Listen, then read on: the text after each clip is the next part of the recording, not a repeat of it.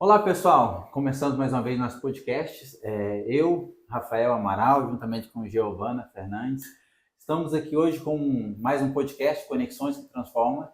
Deixa a Giovana apresentar nosso convidado hoje. Tudo bem, pessoal? Gravando mais um podcast de alto nível hoje. E o nosso convidado, eu vou pedir licença para ler essa pincelada de currículo aqui de história que é maravilhosa. Hoje nós estamos com o nosso querido Luiz Armando Costa. Ele se confunde na própria história do nosso estado do Tocantins. E hoje eu falo nosso, né?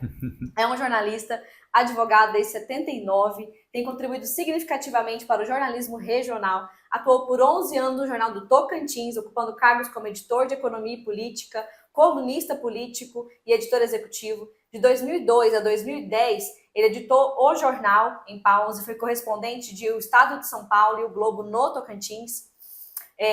Desde 2010 também ele mantém o blog Luiz Armando Costa, oferecendo diariamente aos leitores análises críticas e atualizadas sobre o cenário político tocantinense. Compartilha seu vasto conhecimento como apresentador do programa Coisa Nossa, na TV Norte Tocantins, e como comentarista político na Rádio Mais Brasil News.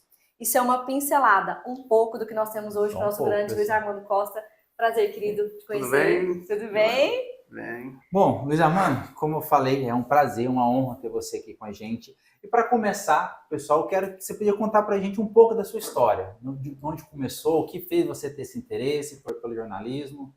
Rafael, em primeiro lugar, obrigado por ter me convidado aqui. É um prazer estar com vocês aqui, com seus interagindo com o seu pessoal. Mas a minha vida é aquela vida do nortista goiano, né? Na época, né? Meu pai era um pedreiro, né? Minha mãe era porteira servente, eu mais velho, em Porto Nacional. E aí a gente não podia ficar em Porto Nacional, né? E eu tive que sair com 12 anos de idade para estudar em Goiânia, né? E aí para Goiânia. Então meus pais irmãos ficaram em Porto Nacional, né? E aí eu fui levando os irmãos, à medida que fui melhorando, conseguindo apoio em Goiânia, eu fui levando os irmãos. Aí depois eu passei num concurso público da Prefeitura Municipal de Goiânia, fui ser professor de literatura na Escola Municipal em Goiânia, depois passei no concurso do IAPAS, fui para a assessoria de comunicação do IAPAS, assumi a assessoria de comunicação do IAPAS. Depois passei no concurso da Caixa Econômica Federal e 2 anos depois de trabalhar na Caixa Econômica Federal, eu assumi a gerência de comunicação da Caixa no estado de Goiás, né, que era um orçamento muito grande, né? E nesse período eu já trabalhava em veículos de comunicação. Eu entrei no jornalismo em 1977, no jornal Folha de Goiás, que era dos Diários Associados, né? O grupo tinha a TV, o SBT na época, não era SBT, era Tupi, né? Tupi, Lá era a TV Goiás e Rádio Clube de Goiânia, e o jornal Folha de Goiás, que era o jornal mais lido na época, né? Na época tinha um Popular e a Folha, só que o vendedor oferecia assim, a Folha e o Popular, a Folha e o Popular, depois que virou o Popular e a Folha, né? na venda, né? Mas aí entrei na revisão, né? A gente começava a trabalhar 8 horas da noite, saía depois que o jornal era impresso, né? Nossa função era corrigir, né? O jornal, naquela época que o jornal era mais a frio, né? Ou seja, o jornalista na redação escrevia, passava para uma sala de computadores onde tinha fotocomposição. Depois da fotocomposição vinha o papel de plástico ali, escrito para a gente corrigir, devolvia para fazer as emendas, o pessoal votava para a gente corrigir, ia para a página, colava na página, né? Aquela coisa toda. Aí ia para o fotolito, né? Fazia fotolito, depois do fotolito fazia a chapa, depois da chapa que ia para a impressora. Que ia para a impressora. Tudo começava 8 horas da noite, terminava? 5h30, 6 horas da manhã. Que fantástico. Então, nesse trabalho eu fiquei mais ou menos 6 anos. Né? Então, e estudava cedo. Estudava cedo pela manhã. Estudava cedo também. Então, essa minha vida. Depois dessa fase, que aí eu fui para a comunicação da Caixa, e aí quando criou o estado do Tocantins, o Tião Pinheiro me chamou, que era meu amigo, né, que nós começamos também juntos na Folha de Goiás. Aliás, o Tião me chamou para a Folha, ele foi chamado para a Folha e me chamou para a Folha. Nós começamos juntos lá na Folha, na revisão. o tio falou, Luiz, ó, eu fui convidado para... Eu me lembro como hoje, eu estava num seminário da Caixa Confederal, um seminário de marketing, na Escola Superior de Propaganda e Marketing, na época, em 88. Quando criou o Estado, na semana, eu estava nesse seminário, e aí o tio me ligou, né? No intervalo eu fui lá, retornei a ligação para ele, ele me chamando para ir com ele para o Jornal do Tocantins. A Jaime Câmara iria retomar o Jornal do Tocantins, porque o Jornal do Tocantins, na década de 60, o seu Jaime criou uma logomarca, Jornal do Tocantins, mas esse jornal ele circulava tipo assim, uma vez por ano, um tabloidezinho, só para dizer que tinha, né? Porque não tinha o Tocantins ainda, né? Então, e o seu Jaime tinha já colocado as emissões em Araguaína, ele levou primeiro para Araguaína, né? E aí o Domiciano Faria, que era o diretor de jornalismo da Jaime Câmara, do grupo Jaime Câmara, na época, convidou o Tião para editar, para voltar com o Jornal do Tocantins. E o Tião me chamou, Luiz, né, aqui para... Vamos pegar o Jornal do Tocantins. Aí eu falei, ô Tião, agora eu não posso, porque estou aqui nesse seminário, não sei, eu tenho que ver lá na Caixa Econômica como é que vai ser, se a Caixa me libera, porque eu tenho função de confiança, né? Eu era gerente de comunicação da área no estado inteiro, se eu vou poder ficar essas 5 horas da jornada de jornalista, né? E aí eu voltei e resolvi ir na Caixa Econômica Federal, e aí um ano depois eu assinei o convite, fui lá, né, para o Jornal do Tocantins. E aí fiquei no Jornal do Tocantins, na Caixa Econômica, né, coordenando a comunicação da Caixa de Goiás, e no Jornal do Tocantins, né, lá na Jaime Câmara. Na Jaime Câmara, aonde? Em Goiânia. Em Goiânia, na época. Isso tinha criado o Estado, mas o Estado não tinha sido instalado. Entendi, isso que eu ia te perguntar. E aí a gente veio, eu vim na cobertura da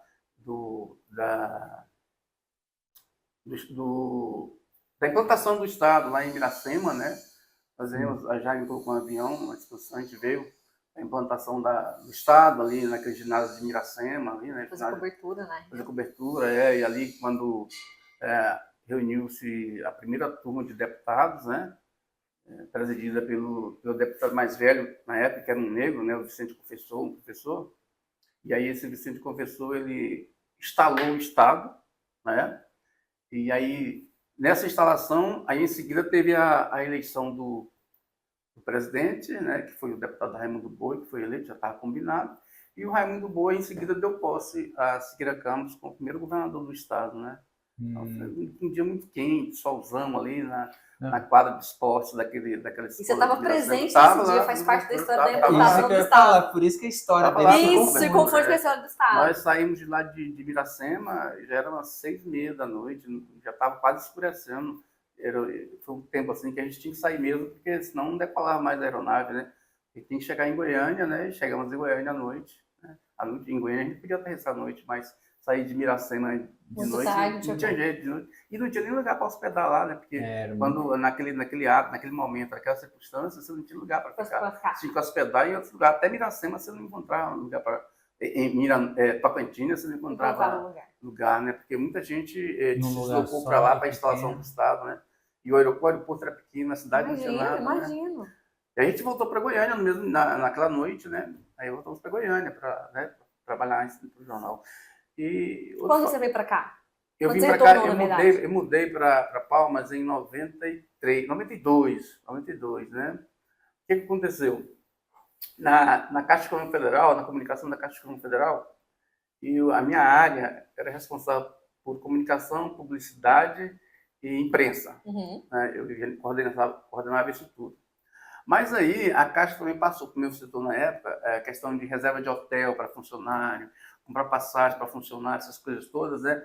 E também processo de criação de agência. Na verdade, passou para mim, porque eu aprendi muito rápido. Eu trabalhei em um processo de criação de agência uma época, e aí eu era muito dedicado na época, né, de novo, né? Sim, aí aprendi a calcular, a fazer os cálculos de custo-benefício, né? Quanto que aquela agência da Caixa tinha que movimentar, quantas autenticações os caixas tinham que dar, quanto que ela tinha que movimentar. Na época tinha aplicações, né? Tinha que ir overnight, aquelas coisas todas, né? Então, eu tinha que calcular o quanto que uma agência tinha que faturar para poder pagar o servidor, pagar o aluguel, pagar a luz. Então, assim, eu aprendi a calcular os custos de criação de agência. Então, inclusive, muitas agências em Goiás, eu fiz o cálculo, né, de montar o processo, né? Fazer os cálculos, tudo, montar o processo, aí depois ia para frente, né? E aí, quando criou o estado do Tocantins, o superintendente de Goiás era Dalci Machado, que era um senhor lá de Araguaína, inclusive, né? Ele era gerente da agência 24 de outubro e ele terminou sendo superintendente, gerente geral da Caixa em Goiás, né? E ele lutava para a criação do Tocantins, que ele foi gerente da agência da Caixa em Tocantins muitos anos. Muitos anos. Em Araguaína, né? E aí, quando criou o Estado, na época, o presidente, no ano seguinte, o presidente da República era Sarney, acho que era Sarney. E aí eles começaram essa luta para quando se criasse o Estado, criar a superintendência da Caixa no Tocantins, né? E aí esse trem enrolou, e eu chefiando a comunicação. Aí chegou em 90, entrou o Collor de Mello, presidente da República, né? E aí o Collor nomeou como presidente da Caixa o Dr. Paulo Mandarino. E esse Mandarino gostou do Dalci Machado muito, né? Mas ele queria mandar o Dalci Machado para cá e colocar outro em Goiás, né? Porque ele era muito político, ele queria ser deputado federal por Goiás e terminou sendo deputado federal por Goiás. E aí esse Paulo Mandarino passou a me utilizar, fazer uso, porque ele ia para Goiás, ele passou a fazer uso de minha assessoria. Ele me pegava e eu dava o estado de Goiás inteiro com ele, né, o Paulo Mandarino. E aí, final de semana, ele queria ver futebol em Goiás, eu que levava ele, vindo de Brasília, ninguém nem sabia, né? Então eu tive muita essa relação com ele. E ele me pediu para montar esse processo para o Dalci para criar a superintendência da Caixa no Tocantins. Ele tinha ficado sabendo que eu montar esse processo de Caixa. E eu montei o processo de criação da superintendência na Caixa do Tocantins, processão grande. Nós viajamos, aí foi no começo do governo Siqueira, em 89, né? A gente veio para Miracema, aí o Siqueira colocou um avião à disposição do Dalci, né? E aí eu tive que rodar com o Dalci de avião esse estado inteiro, em 89, pulando de cidade em cidade, chegava na prefeitura, pegava os dados da prefeitura, pegava os dados da prefeitura. Todo prefeito queria mais essas Claro, Caixa, né? queria uma. Então pegava todos os dados, todas as prefeituras, né? Nas secretarias, tudo, um monte de dados para poder chegar em Goiânia e fazer os cálculos, né? A gente andou ficou um piloto na nossa expulsão, André Caos, inclusive esse piloto, ele está aqui em Palmas ainda. Ele era filho do ex-ministro do João Figueiredo, do César Caos, né? Então esse André, ele andou com a gente o estado inteiro aí, cada bimbó, cada cidade, assim que você chegava para fazer o levantamento, para poder... O avião nem conseguiu descer na pista direito. Tinha muitas cidades que não tinha pista. E o prefeito queria montar uma agência. Mas aí, de tudo isso aí, eu montei o processo de criação, né? Montei o processo de criação da superintendência. E aí instalaram a superintendência, né?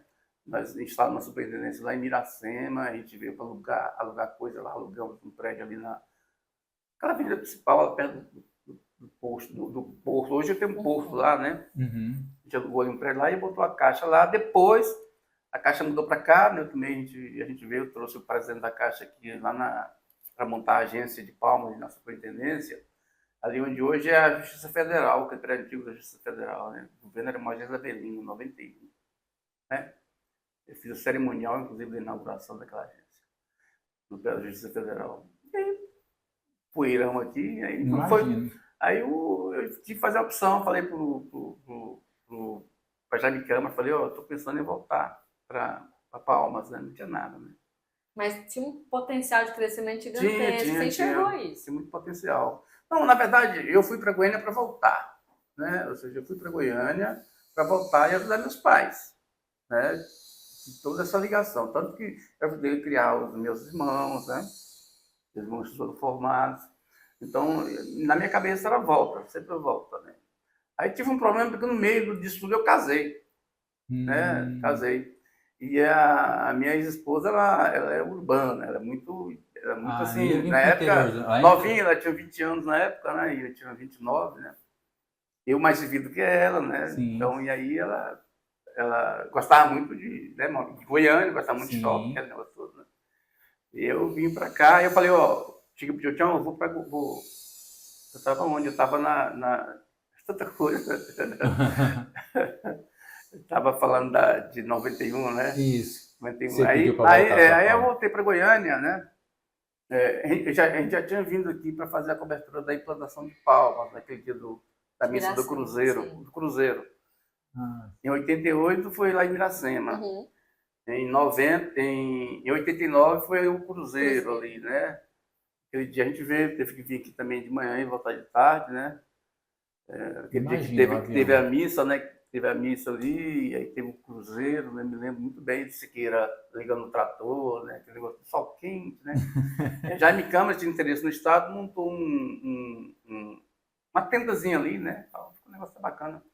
E a gente foi lá achando que ia ter comida, não conseguimos comer, porque tinha muita gente, né? A comida era lá. Olha para você ver, tantos detalhes de um dia histórico. A comida, feijão tropeiro e carne assada, foi lá na beira do córrego, né? Do Água Fria, né? Hoje é a Praça da Árvore ali. Ah, sim. Né? Ali eles abriram o contrator ali, e aí montaram as cabanas ali, e as mulheres fizeram feijão tropeiro ali, né? E o churrasco era ali. Só que ali é longe do Cruzeiro, né? Sim, então, sim. Hoje você acha um pouco perto, mas ali a pé, ainda mais ali no mato. descampado, não ali, porque eles limparam aquela área toda ali, eles passaram a patrulha em tudo ali, né? E ficou descampado. E com o vento, a ventania, né? Poeira no mês de maio ali, nem um troço. Mas aí a gente, para comer, a gente tem que sair dali, de perto onde hoje é o palácio, ali fica ao lado fica uma pista, era a rodovia e fica uma pista os aviões desciam ao lado, né? Ah, sim, sim. E aí a comida não dava, porque ou você presenciava a solenidade ali, colocava um palco ali, e a missa com a cruz, ou então você correr, caminhar muito para poder pegar comida, né? Resultado, nós passamos um dia sem comer aqui, dia 20 de maio de 89. Né? Olha para você ver, história pura. Outro lado da história. O outro lado da história. Luiz Armando, deixa eu te perguntar. Diante da importância desse jornalismo local aqui do Estado, a gente comentou, né, que a sua história ela se confunde com a história da criação do Estado, né? Você tem detalhes da temperatura do dia, então isso tudo é muito singular, né, gente? Então, diante dessa necessidade de informar, de trazer informação para a população local, como que você enxerga a importância desse jornalismo ali, em trazer informação, fiscalizar o governo? Como é que você enxerga isso? Olha, eu vejo assim, eu sou daquele jornalista ainda muito poético, né? Assim, eu gosto de contar história, né? Gosto de mostrar as coisas, né? Como diz o Tião, a gente conversa muito sobre isso. Eu acho que a gente nasceu para o jornalismo e a gente vai ficar pobre o resto da vida, né? Porque a gente não faz negócio, né? Tem muitos profissionais que fazem negócio, né? Que ficam ricos, né? Aquela coisa toda. Mas eu ainda sou meio poeta, né? O jornal é muito poético, né? Ou seja, eu gosto de informar, né? Gosto de opinar, né? Eu acho que as coisas devem ser informadas como elas são realmente, né? Eu não gosto de adorar a pílula, eu não gosto esse negócio eu não gosto do jornalismo falacioso, né? Eu gosto de deixar tudo muito claro, né? Então, assim, acho que a população tem que ver a informação concreta, direta, né? Ela que faça a sua reflexão sobre é bom ou se é ruim, né? Então, perdeu sim, o que eu estava falando assim, que hoje a questão econômica ela ainda pega muito no meio, né?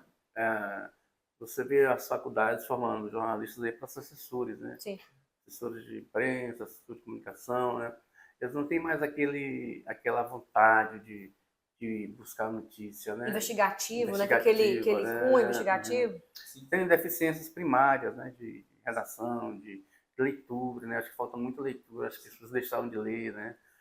Eu me lembro que lá, João Tocantins, eu era considerado um chefe rigoroso, né? Rígido, né? Na edição, subedição do Jornal Tocantins, né? Aqui em Palmas, por exemplo, né? Muita gente, no começo, hoje me agradece, né? Por ter feito aquilo com eles, né? Mas na época não gostavam, porque a má formação, muita gente veio para cá mal formado, né? Ali do Nordeste, Sudeste, todo quanto é parte, né?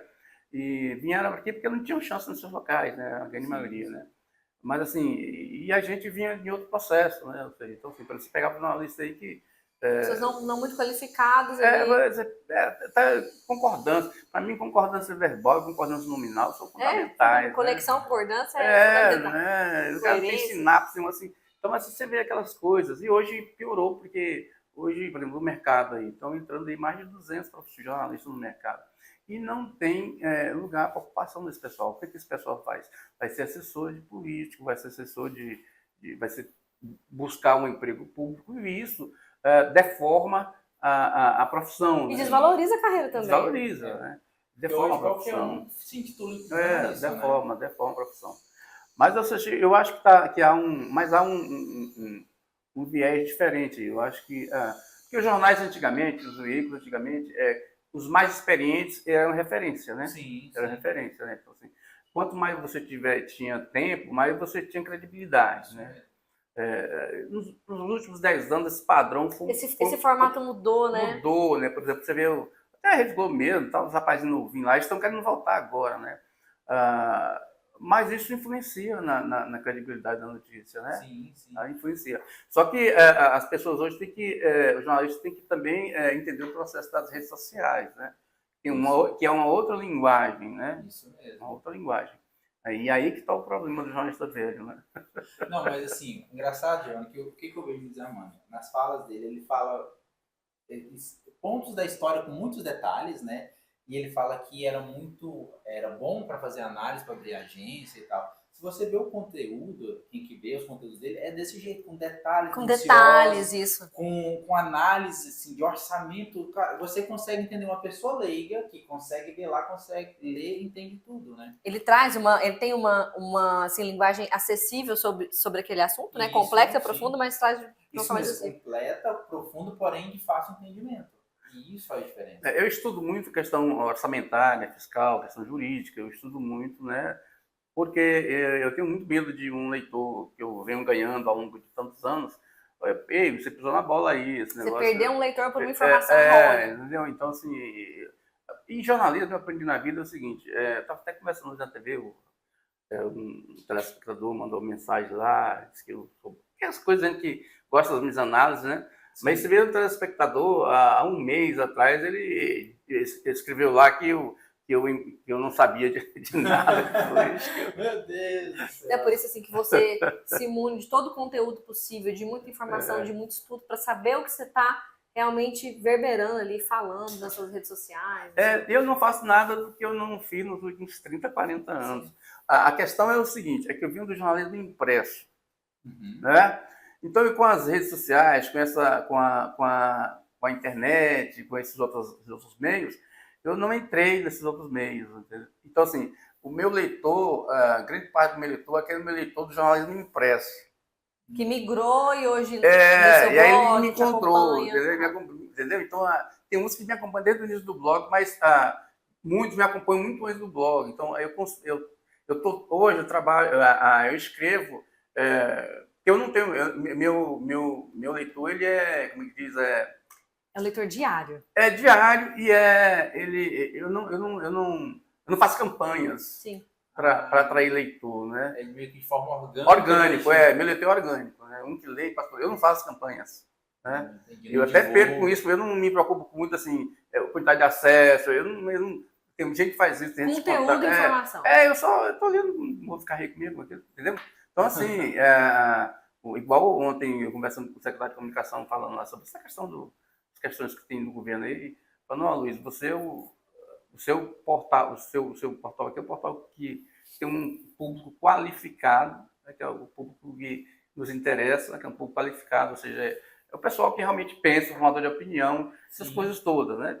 Mas assim, mas para mim é espontâneo para mim, isso eu não tenho esse interesse meu interesse é passar a informação da forma que eu sei passar e com o conteúdo que eu tenho. Isso mesmo. Isso é o diferencial, como eu falei. Você vê lá, quando ele escreve alguma coisa, não é puxando para A, para B. É conteúdo que aí você forma a sua opinião. Isso é um diferencial da matéria dele. Mas a gente inventa problema. Por exemplo, aonde eu vou, normalmente o dono fica ciente, que vão pedir minha cabeça, né? O dono fica ciente, né? Na Jaime Câmara, os governadores, o Siqueira Campos cansou de pedir minha demissão na Jaime Câmara, né? O SBT aqui, ele é regional, né? O SBT aqui, o dono do SBT aqui, Tocantins, é mesmo dono do SBT do Amazonas, da Paraíba, do Pará, de Roraima, de Rondônia, né? Eles quando me ligam, Luiz, esse povo aí acha que vai te demitir, eles pedindo, né? Porque, entendeu? Essas coisas, entendeu? Assim, isso ao longo de anos, né? Não é uma coisa atual. Não, eu já até me acostumei com isso.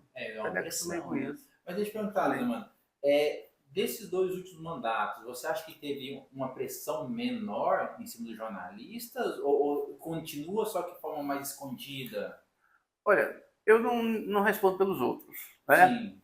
Mas por mim, pro meu blog, por minha atuação, foi assim, foi mais tranquila.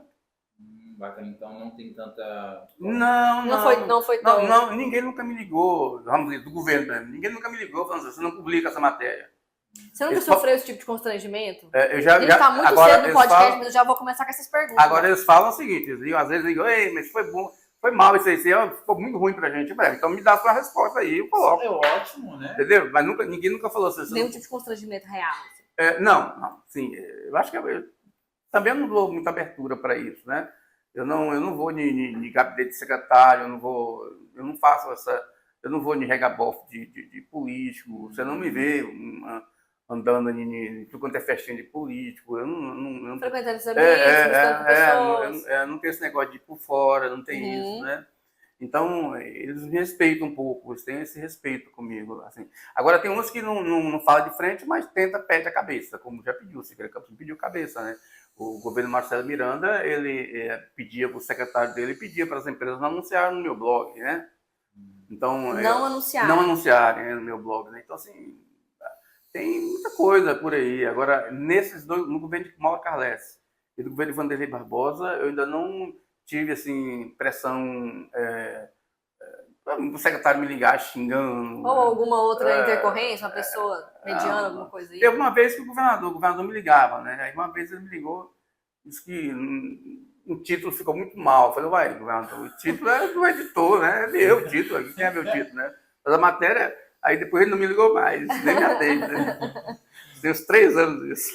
E eu fui o primeiro cidadão a entrevistá-lo lá no SBT, né? Quando ele, em outubro de 2021, quando ele assumiu, na semana que ele assumiu, eu chamei ele para o meu programa Coisa Nossa, que eu gravava essa vida lá embaixo, e gravei com a história dele toda, aquele negócio de curraleiro, olha, nós estamos agora um guardador, ele contou a história dele, do pai, que eu conheço a história dele do pai, né? E aí... Curraleiro, né? Curraleiro, eu conheço, né? Sim, conheço desde sempre, né? Eu e meu pai, nós moramos em Itaquá, meu pai fez aquele grupo lá de Itaquá do Sul, tem um grupo lá que hoje eu não sei se é polícia, faz tempo que eu não vejo Itaquá do Sul, bem na Praça Central de Itaquá do Sul. Ali tem um prédio que foi meu pai que fez. Nós ficamos lá 6 meses em Itaquá do Sul, em 1970. Nós gastamos um dia de Porto Nacional para Itaquá do Sul, em cima de um caminhão. Meu Deus. No caminhão do seu Maracaípe lá, caminhão de Maracaípe. Luiz Armando, você pode me falar que nunca sofreu uma pressão direta, uma interferência direta. Mas a gente sabe que isso existe, né? Diariamente, isso acontece. Tem. Então, pegando esse gancho, a imprensa local, o jornalismo local, ele é capaz também de combater a corrupção? Ou trazer fatores, apontamentos para isso? Eu não falo dos outros, eu falo por mim, né? Eu denuncio muita corrupção, né? Sim. Mas eu falo do poder de fazer isso mesmo, não que ela faça. Porque hoje a gente enxerga que, com a mídia social bombando aí, né? A gente tem, sim, a imprensa local, o jornalismo local tem esse poder de denunciar a corrupção, de trazer à tona a corrupção. O poder tem. Agora, o que ocorre é o seguinte, há todo um sistema, tem uma questão sistêmica aí, né? Porque quando você... o jornalista, por exemplo, eu já exponho muito processo por denunciar desvios, entendeu? Então, assim, o que acontece é o seguinte, que esse sistema que está aí, por exemplo, que há uma espécie de aliança pela governabilidade entre Tribunal de Justiça, Tribunal de Contas e Poder Executivo e deputados, isso inibe muito o jornalismo, né? Porque você tem que ter muito peito, né? Para fazer denúncia. Às vezes eu escrevo um artigo que você é doido, hein? Doido não, estou com documento, eu só escrevo com documento. Nós vamos entrar nesse assunto aí. Só escrevo com documento nas mãos, né? O cara, tem a denúncia aqui, porque toda denúncia tem um interesse, né? Tem interesse jornalístico? Tem, mas tem interesse do cara que está te passando. Que fez a denúncia, o cara está te passando aquela informação, ele não está passando de graça, né? Ele tem Eu não sou nenhum adolescente, né? Por isso que eu preciso de documento. Vou dar um exemplo. Hoje eu recebi um documento de um advogado, ele me passou uma cópia falou, Luiz, o STF, não, o STJ mandou aquela ação da Operação Ápia, estou falando a primeira vez aqui, não falei nem na televisão, não. A Operação Ápia, aquela operação que pegou o Eduardo Siqueira, pegou aquele Vilmar, foi preso, né, por tudo. Aquela Operação Ápia estava enrolada porque, primeiro foi a Justiça Federal, disse que o STF disse que não era a Justiça Federal daqui que julgava, era a Justiça Eleitoral, porque tinha implicações eleitorais, não prevalecia a Justiça Eleitoral. Aí depois o TRE decidiu que não é a gente não, vai ser para a Justiça Federal, né? E agora o procurador, o Supremo, teria decidido que essa Operação Ápia ela vai ter que ser julgada pela Justiça Estadual. Olha o trampolim que deu. Justiça Federal, Justiça Eleitoral, Justiça Federal, agora vai lá para a primeira instância, a Justiça Estadual. Sendo que teve recentemente uma decisão do Supremo mandando tudo para o Supremo, quem teve prerrogativa de foro. Recentíssima, entendeu? Aí eu pedi para o rapaz, então você me dê a decisão. Ele mandou o parecer do procurador da República, do Ministério Público, né? Eu falei, não, aqui está o procurador. Esqueci de mandar a decisão. Então me manda a decisão. Não mandou a decisão até agora, por isso que eu não publiquei. Sim, porque tem que ter documento. Porque ele mandou o parecer do Ministério Público Federal. Mas não a decisão. Não a decisão. Você entendeu? Agora, olha o ângulo de caroço que isso vai dar. Estou esperando ele me mandar. Se ele me mandar mesmo, eu vou publicar. Vai ser amanhã cedo vai ser uma... que ninguém está sabendo disso. Ou seja, e é uma bagunça, né? É uma bagunça se voltar para a primeira instância, né? Sim. Contraria a própria decisão do Supremo. Sim, foi recente. Tá, agora, Luiz Armando, o que a gente vê? A gente vê que tem muitas pessoas que se intitulam jornalistas que estão entrando no meio digital e falando de notícias e tal. Qual que são as implicações éticas nesse tipo de jornalista, digamos assim? Rafael, eu não tenho preconceito nenhum com quem... Eu me preocupo com a informação. Com a informação. Até porque, veja bem, faculdades de jornalismo são recentes no Brasil. Né? Por exemplo, esses grandes jornalistas do país não são formados em jornalismo, eles eram advogados, economistas. E eu acho até que um economista escreve melhor sobre economia do que um jornalista. Exato. Então, assim, eu não tenho eu sou contra esse sindicalismo que os sindicatos têm essa coisa aí, que eu acho que é uma reserva de mercado para privilegiar incompetente, né? Porque quem presta a melhor informação vai prevalecer no mercado. Isso mesmo. Não é? Então, eu acho isso. Acho que não tem... Assim, se a pessoa está lá na rede social comunicando algo sério e de credibilidade, importante para a sociedade, é o direito dele colocar assim. Eu acho que sindicato nenhum tem nada a ver com isso. Entendi. O ruim é quando chega uma pessoa que não tem conhecimento ou se intitula jornalista e coloca qualquer coisa sem fonte, sem fato. Tem muita gente que acha bom dizer que é jornalista, né? Acha bonito. Eu acho que minha filha que ser jornalista passou no tempo até ela sair. Não, minha filha, faz isso não que não dá dinheiro, não. Eu até anotei aqui, fonte de informação. E eu ia te perguntar isso, trouxe à tona, falei, já. Como que você tem essas fontes de informação? Como é que elas chegam até você? Você falou de um documento, já me contaram essa história, eu queria saber como é que ela funciona. Não, veja bem, primeiro, a fonte só te passa o documento se confia em você, né? Sim. Isso eu acho que tem muita coisa que o jornalista novo, recente, né, não recebe, por causa da confiança, né? Segurança, né? Porque quem está passando a informação, ele está assumindo também risco, né? Dependendo da informação, ele está assumindo risco. Então ele tem que... Então, ele te passa uma informação documentada, você se resguarda? Não, eu só publico alguma coisa se eu sou documento. Eu quero saber isso, você se resguarda? Sim. O cara vai falar, fulano tá roubando ali. Eu não. Cadê o documento?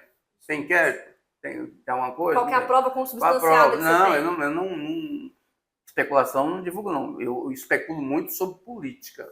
Que é o conhecimento que eu tenho, mesmo para especular sobre política. Sobre o trânsito político ali, né? Só no trânsito político, ou seja, eu converso muito político por dia, né? Eu converso aí com uns 30 e Então, a partir disso, eu faço as minhas análises, Seus política. direcionamentos Agora, a questão fiscal, né, a questão financeira, a questão penal, essas questões eu não publico sem documento. Por exemplo, fiscal, por exemplo, se eu confronto muito às vezes até com o secretário da Fazenda.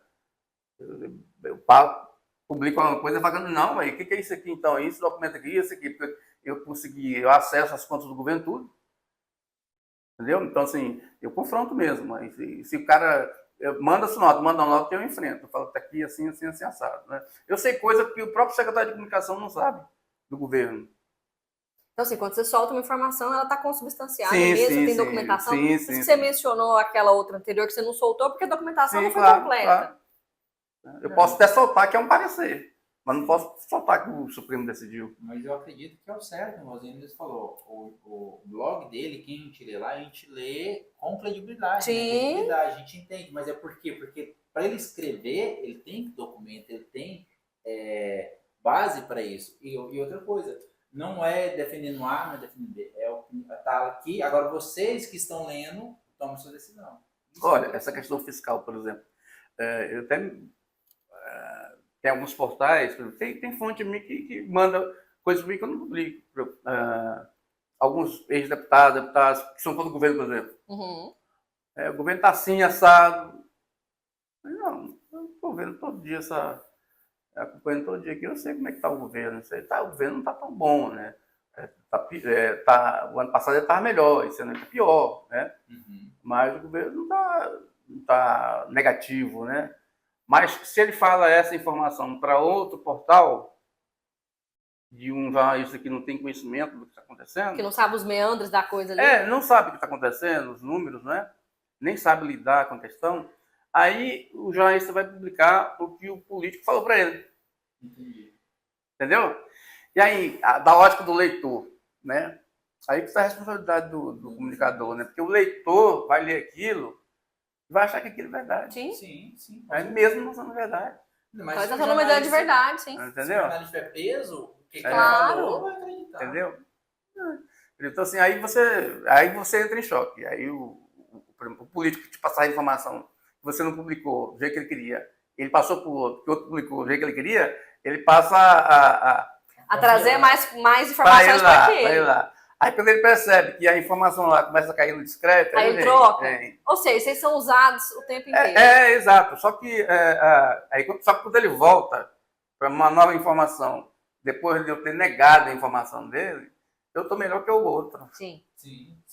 Tá no outro nível. Entendeu? Então, assim, essa questão é questão de...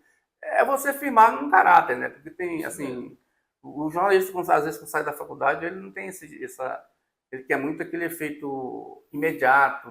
Tem essa maturidade, essa malícia. Exato. Quer ter views, né? Visualização e tal, mas esquece do mais importante, que é a credibilidade. E jornalismo é devagar, né? Você vai... credibilidade você vai adquirindo devagar, né? Com o tempo, não é fazendo escândalo, né? Eu vejo aí jornalista antigo fazendo escândalo, você pega...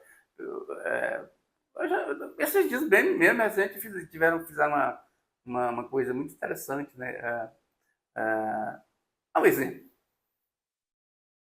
No ano passado, né? Aquele exemplo da casinha do Papai Noel, né? Sim. Veja bem. Ano retrasado? Foi ano passado? Ano passado, né? Na casinha do Papai Noel. Acho que foi ano passado, né? Na casa do Papai Noel. Rapaz, a menina fez a entrevista dizendo que custou 800 mil uma casinha de Papai Noel, né? Uma coisa de palma. Então, veja bem, a informação foi bomba. Deu no Jornal Nacional. Sim. Material de rede. Né? Então, 800 mil não era só a casinha do Papai, era todo o projeto. Da casinha do Papai Noel. Era tudo. Então, era o total. Não era aquela casinha, né? Ela pegou o projeto e vendeu a informação errada e todo mundo caiu. Mas é assim que foi. Mandou mensagem, saiu até em rede, na Rede Globo Nacional. Entendeu? Agora me fala, como que uma rede nacional publica, né? Veicula uma informação que não é totalmente verídica. É porque o que ela fez, a menina fez? O TCE, a fonte dela do TCE, não, foi do Ministério Público, não, foi do TCE. um conselheiro do TCE, um procurador de contas do TCE, fez um relatório para fazer uma ação e errou. Ele errou. O TCE errou. Colocou lá 800 mil, uma casinha para Papai Noel. Era errado. Entendeu?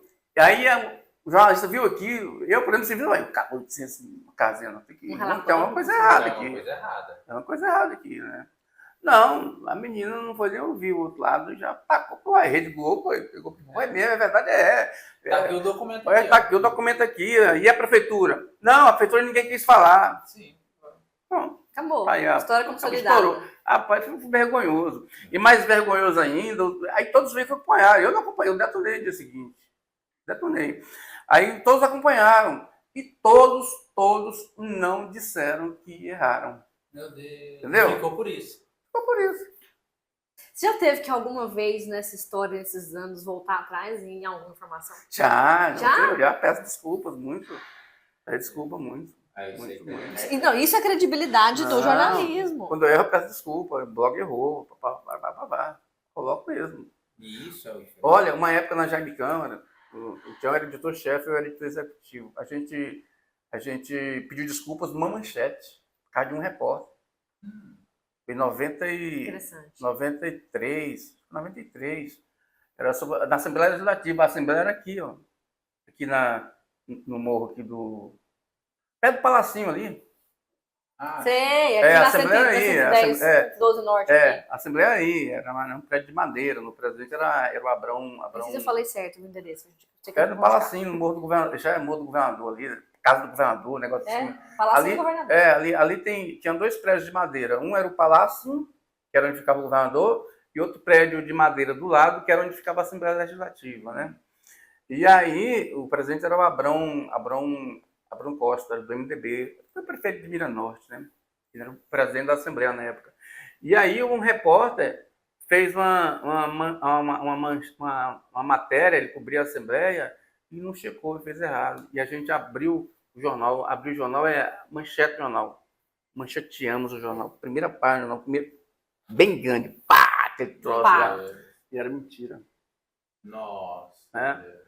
Olha assim. Aí no dia seguinte a gente teve que, imagina, ter que fazer uma manchete.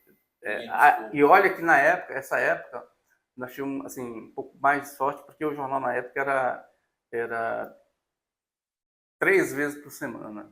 Né? Eu peguei o Jornal Tocantins 1 vez por semana, 3 vezes por semana, até virar diário, né? Então a gente teve que esperar para poder pedir assim, manchetona. A gente está vendo, falando de credibilidade, de jornalismo, né? Qualquer um pode abrir um Instagram, um blog, começar a escrever. O que você me disse? Você acha que isso diminui a credibilidade do jornalista? Porque a informação está muito rápida, né? Muito volátil, né? Eu costumo dizer que antigamente a gente ia atrás da informação, já a informação pula nos nossos olhos, né? E vem de tudo quanto é jeito. Pode ser com credibilidade, pode ser que não. Você acredita que isso prejudica a informação jornalista?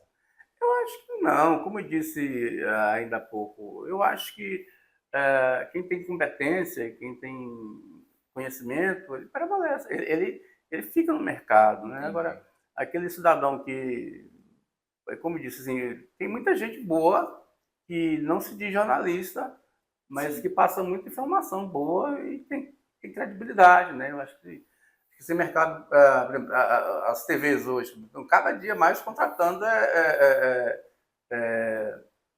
influenciador por causa dos acessos, né? Por causa então, assim, não tem como se discutir isso. Assim, a sociedade está avançando, mas, assim, é um mercado, você tem que lidar com aquilo. Você tem que adaptar no mercado. Tem que se adaptar, você não tem como você contra a rede social, né? Você contra influenciador digital?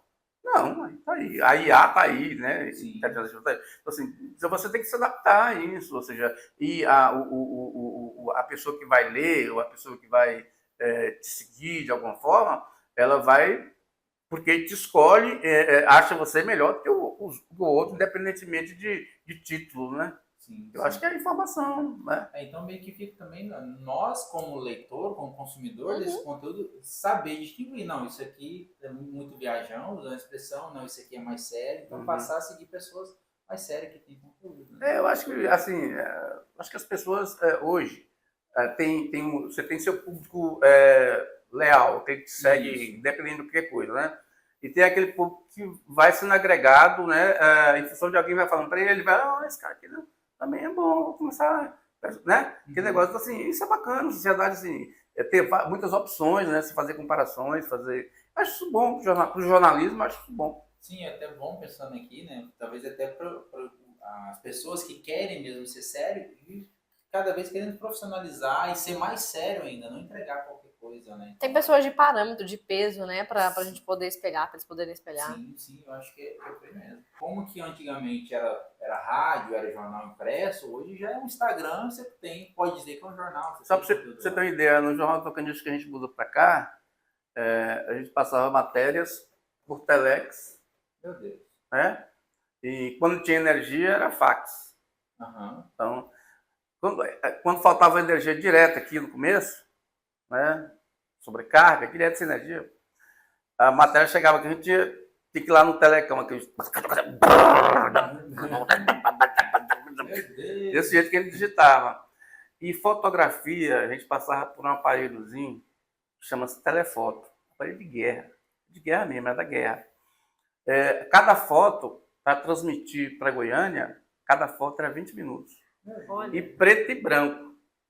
Então, aí você tem que fazer a matemática, você tem que ter quantas fotos. Se você tivesse 10 fotos no jornal, você ia gastar quantas horas, quantos minutos, né? Então, qual a jornada do jornalista? 5 horas, né? Assim, e como é que você ia passar as matérias? Você coloca, transmitir por fax laudas, né? Escritas de um jornal aí, umas 100 laudas. Olha a dificuldade disso. Entendeu? Então, veja bem, então é um negócio... e hoje você tem aí, as fotos hoje é tudo, né? Questão de segundos, né? Você já via página na internet do computador. Então, voltando para aquele tema que a gente estava, um tema quente, com o seu acesso aí aos corredores, a esses bastidores, o que você entende como tendência para os próximos anos do governo do Tocantins? Alguma liderança você acha que você destaca? Alguém novo aí, algum novo nome, alguma aposta nova? Pior que não tem, né? Aposta nova, né? E a aposta antiga, e a aposta velha. Acho que o Tocantins está desde o princípio dele. Eu acho que o único governador que tem projeto mesmo foi o Siqueira Campos, né? Siqueira, por mais que eu tive muito embate com o Siqueira, né? Lógico, e esse tipo de coisa, né? Porque ele era um conservadorzão, né? Assim, e eu não concordava com aquele negócio dele fazer um memorial ao Coluna Prestes na Praça E eu fiz muito artigo no Jornal Tocantins contrário a isso, né? Ele sabia que eu tinha uma opinião contrária, e ele conhecia a minha família, meus ancestrais, né? Sabia que meu avô lutou pela criação do Estado. Mas aí, e outras coisas que ele fez aí que eu não concordava. Prestes, por exemplo, eu passo no Porto, a Coluna Prestes, na época, estuprava em Porto, estuprou mulheres, roubou a carne do povo. Então, Prestes não tinha nada a ver com a criação do Estado do Tocantins, mas Siqueira, ele achava que, porque ele morou no Rio, né, e conheceu o Prestes, ele teve realmente relacionamento com o Prestes, tanto que ele trouxe aqui a segunda mulher do Prestes, né, e o filho também, né, assim. Mas ele era uma pessoa que tinha um projeto, tinha uma visão, né, que ele chegou e falou, vou montar essa cidade, vou montar esse estado, né. Ele mentiu muito, né, que não foi só ele que criou o estado, sim, né? sim. Mas ele falou, vou criar esse estado, vou criar essa cidade, aqui vai ter um lago, aqui vai ter isso, aqui vai ter aquilo, aqui vai ter um aeroporto. Então, você vê que ele tinha um projeto, né? Tinha um projeto. Os políticos de hoje, nenhum tem projeto. Você não vê projetos. O que está se fazendo no estado hoje? Recapeando asfalto? Recapeando asfalto? Entendi. O que está fazendo no estado hoje? Nada. Então você não enxerga novas lideranças? Não enxerga, novos nomes? Não enxergo. Porque as que tem aí são todas viciadas, ou seja, aqui tem muito a questão de hereditariedade, né? Ou seja, então você vai herdando os vícios, você vai herdando mais os vícios que as virtudes, né? Então isso eu acho que está muito claro aí, assim, você não tem uma liderança aí, né? Veja, vamos analisar aí quem está disputando o governo aí, quem possivelmente vai disputar o governo ano que vem. quando vier para o Senado, ia para o Senado, né? Quem? Eduardo Gomes, né? Eduardo Gomes é político antigo, né? Siqueirista. Laurez Moreira, né? Político antigo. Quem mais? Não tem. Aí quem está com o Laurez? Paulo Mourão, César Halum, Raul Filho, né? Quem está com o Eduardo Gomes e o Vanderlei? Então, todos, assim, não há uma liderança nova, né? Poderia sair uma liderança nova, por exemplo, mas é porque todo mundo é conservador. Não, no Estado já teve esquerdistas, o PT já teve uma época que teve quase 20 prefeituras no Estado, né? Então, assim, mas cadê o PT, né? Cadê a esquerda, né? Onde é que está a esquerda, né? A esquerda está lá com a direita no Palácio. Então, aliada do Palácio. Então, assim, você não tem liderança. Eu falo assim, não é que liderança conservadora e liderança da esquerda não tem nenhuma aí, né? Na época do Collor de Mello, por exemplo, né? Aqui começou a surgir liderança nova de direita. O ex-deputado Zé, lá de Paraíso, esqueci o nome dele. Então era um rapaz novo, né? Zé Geraldo. Rapaz novo, que ele estava na época que ninguém falava de direita. Ali estava um rapaz de direita, sim, com um empresário com sangue novo. Assim, você via que ele tinha um projeto. Não sei porque esse rapaz não foi para frente. Foi deputado estadual e depois disputou a Fisa de Paraíso, perdeu, aí ficou para fora. Mas hoje não tem. Vamos ver em Palmas, tem na política o novo, tem político falar até no Fabiano, né? Fabiano, que é um grande empresário aqui na cidade, novo, tem ideias boas, mas que é receoso, fica naquele negócio, entra ou não entra na política, então ninguém sabe se ele quer liderar alguma coisa. Tá? Eduardo Siqueira quer ser o novo, mas é o velho. Sim. Né? Então, Cíntia Ribeiro. Vem com o emblema do novo, né? Mas veja bem, então nós não temos, se você pensar, não tem uma liderança nova de um movimento. A não ser se o pessoal assumir uma turma nova na Câmara de Vereadores aí, né, daquele coletivo, né, Somos, só se esse pessoal conseguir ir para frente. Né? Mesmo assim, ele sofre uma carga de preconceito. Né? Sim. Então, assim, eu não sei até hoje, se você pensar que quem é um líder novo, não tem, infelizmente não tem. E olha que o Estado foi criado para ser o novo, né? Sim, mas nós somos o novo com as ideias antigas. Rafa, segura. Vamos ver se a gente corta, se a gente mantém isso aqui que eu vou falar. Eu tô geladinha? Tá geladinha. Luiz Armando, quando eu vim para cá, a gente utilizava muito essa expressão. Aqui a gente vive o coronelismo, né? Que a gente vive isso. E o que você entende, o que você enxerga? Tem quantos mandatos aí que um governador não finaliza um mandato? O que você enxerga disso? Isso é positivo ou isso é negativo? Eu acho que é positivo porque sair deixar. Né? Mas é negativo porque a gente não tem uma constância no Estado. Eu acho que é um círculo vicioso, né? Ou seja, o eleitor escolhe mal porque ele é mantido naquela espécie de prisão ali. Por que o Tocantins... Tem dois polos ali, né? É o A e o B. Por que não há distribuição de renda? Por que o Tocantins tem um PIBão, né, e tem 900 mil pessoas no cadastro único do governo federal? Ou seja, nós temos um PIB de 58 bilhões, que foi o último divulgado, né, do ano passado, 58 bilhões, e nós temos aí cerca de 500 mil pessoas ganhando até meio salário mínimo. Então, assim, como é que se explica? O Estado vai com o negócio, o Estado é rico. Essa riqueza está mal distribuída. Não. O que o poder público está fazendo para redistribuir essa riqueza? Nada. O que faz? Está fazendo pior, está entregando imposto para os empresários. Por exemplo, o governo, no ano passado, concedeu 2 bi de isenções fiscais. Em 2023, 2 bi e 300 de isenções fiscais. Ou seja, abriu mão de 2 bi e 300 de impostos. Para esse grupo que produz, que tem 58 bilhões de PIB. E continua com os 500 mil pessoas aqui ganhando no Estado até meio salário mínimo. E 900 mil pessoas lá no cadastro único do governo federal. Isso é público, vai no Ministério da Cidadania. No Tocantins, quase 400 mil dependem da Bolsa Família. Então, assim, e onde que estão as lideranças? Onde que está o governo? Onde estão os deputados? Então, assim, é complicado. E os deputados fizeram pior. No ano passado aprovaram o quê? Eles aprovaram agora, eles estão em uma gratificação de representação. Né? Você ganha 50% além do salário para participar de comissões. Resultado, todo mundo está participando de comissão. Então é por isso que eu te perguntei. Te perguntei se tinha novas lideranças, se você via alguma tendência, para arrematar, que a gente vive o coronelismo aqui com dois polos e eu não vejo perspectiva de mudança. Olha, hoje é o seguinte, o eleitor vota naquele que dá um dinheirinho para ele. Sim. E por que ele pega esse dinheiro? Ele pega esse dinheiro porque não tem. Né? E não tem condições de ganhar. Por que ele não tem condições de ganhar? Porque ele não tem preparo. Né? Ele não tem emprego, ele não tem especialidade, ele não tem. Então ele fica naquela. Então, ou seja, resumo da obra. O governo não educa, não dá educação, né? Não gera emprego, né? Para esse eleitor que está aqui sem emprego e sem educação, continue aqui, dependendo da Bolsa Família e dos benefícios ali das molinhas, para não mudar o status quo deles. É um ciclo vicioso. É um estado tão novo dominado. Ou seja, os coronéis continuam coronéis. E as pessoas continuam lá esperando o outro pé de botina. Tem um livro muito interessante que fala sobre isso, Coronelismo, Enxada e Voto. É a capa do Tocantins. Esse é um livro muito conhecido aí, esqueço o autor. Ele é até um fluminense, se não me engano. É um livro antigo, muito antigo.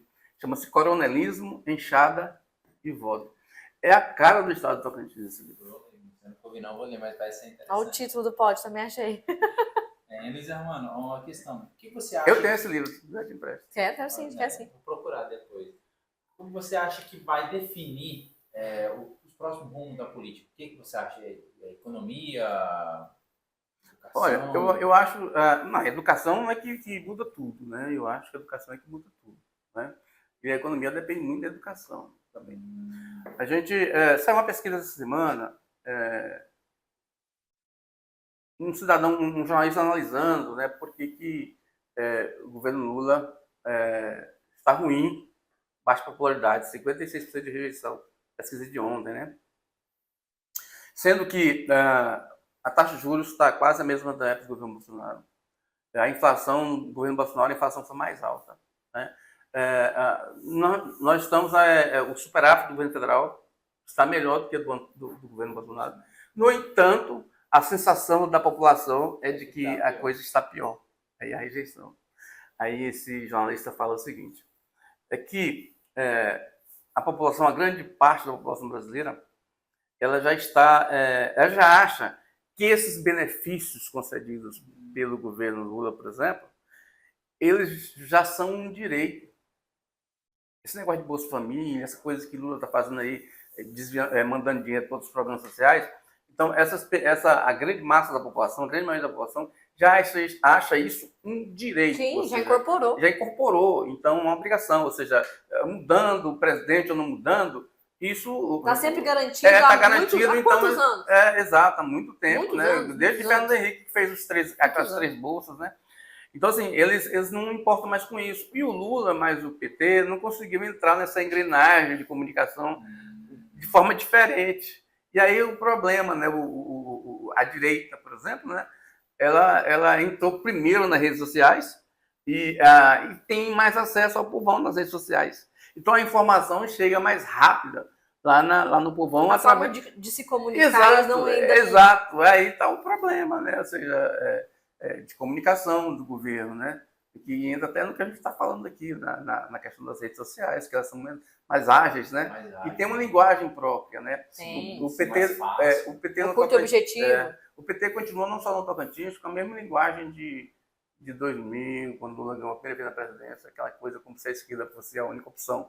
Aí não é, a direita está chegando aí forte e tem gente de direita muito, muito bem preparada, né? Assim, que tem propósito, não é todo direitista que é extremista, se confundem muito direitista com extremista. A direita é fundamental em qualquer situação, a direita do livre mercado. Eu sou a favor do livre mercado, eu sou a favor do Estado mínimo. O poder público não tem que... dominar o mercado. Não tem que só ajustar. Por exemplo, quando eu falo dessa questão do PIBão, PIBim, e aqui o governo podia fazer sim alguma coisa. Como? Equilibrar. Vamos pegar os impostos aqui, vamos pegar os impostos e fazer aqui. Se você não abrir aqui um tanto de emprego aqui, você não vai... entendeu? Mas eles não fazem. Se você pegar todos os pareceres do Tribunal de Contas do Governo do Estado, para esses 2 bi de isenção fiscal, não há nenhuma contrapartida comprovada. Olha aí. Entendeu? Então, aí... Nenhuma reversão para a sociedade, né? Não tem nenhuma. E eles, todas as vezes que fazem esses termos se chama de TARI, né? Esses termos a gente acabou de fazer um podcast que a gente falava sobre isso. Esses TARIs, toda vez que eles fazem, eles prometem, vão lá, prometem emprego, né? Mas se você pegar esses projetos, não tem nenhum deles tem estudo de impacto econômico e financeiro. Nenhum. Entendeu? Eu tenho conhecimento porque eu sei das histórias, eu acompanho isso diariamente. E se você só sabe o valor total das isenções quando o governo publica o balanço, como publicou anteontem, mandou para o TCE. Porque senão você não tem acesso a essas isenções mês a mês. Isenção fiscal no governo do Tocantins é a menor prazo tem de 10 anos. A maioria é acima de 10 anos, ou seja, a empresa vai ficar mais de 10 anos com sem pagar o imposto. É um negócio sério. E sem reversão. Sem reversão. Não é sem pagar. Sem reversão. É sem reversão. Sem reversão. Isso ocorre também no governo federal, viu? O governo federal tem 245 bilhões de renúncia fiscal. Eles estão querendo acabar com isso agora. Vamos ver se o Tocantins vai acabar. Porque o Tocantins agora fechou o ano agora 0-0, quase no negativo. Se ele não pegar dinheiro, ele vai ter que encontrar dinheiro em algum lugar. Tomara que não seja na corrupção. Pode finalizar. Bom, Luiz Armando, quero dizer que, como eu sempre falo, eu aprendo muito nesse podcast. Que show! Hoje foi um dia de show, hoje né? Foi, né? Ainda mais com a presença do Luiz Armando, pessoa que eu admiro muito, né? De muitos anos. E quero agradecer, Luiz Armando, seu tempo, você estar aqui com a gente. Eu espero que o pessoal também tenha gostado do Espero que a gente possa fazer outros, né? Sim, por que não? E é isso aí, Luiz Armando. Se você quiser deixar a sua rede social também aqui, ou qual é o seu Instagram, qual é o seu blog direitinho, que o pessoal quiser acessar. Não, é só digitar Luiz Armando Costa que me acha. Em todo lugar. No Google, no Google. No X é blog do Luiz Real. Por quê? Quando eu montei esse blog no Twitter, no X, ele fez muito sucesso no começo e tal. E aí um cidadão montou um fake com o meu nome, Luiz Armando. A gente está sujeito a isso a todo tempo. Aí eu tive que fazer um blog do Luiz Real. Luiz Real. Luiz Armando, muito obrigada. Como o Rafa disse, foi uma aula hoje. Te admiro mais ainda. Eu vou continuar te acompanhando. Sou nova no estado, mas já amo esse estado de coração. Vocês sabem disso. E eu espero poder ter outras conversas como essa, com outros assuntos. Mas você não falou de onde você é. Sou de Goiânia. Nós moramos aqui. Eu falei muito tempo em Goiânia, muito tempo. Muito. Falou da pecuária, eu logo lembrei. Lívia, não vou lembrar. Muito obrigada, foi um prazer. Obrigado. Divulga a gente também. Segue a gente no nosso canal. Coloca aí inscrito para a gente poder continuar conectando e transformando a vida de pessoas com esse e outros temas. A gente espera para o próximo podcast. É isso aí, pessoal. Até mais. Tchau. Até mais. Tchau. Armando. Obrigada.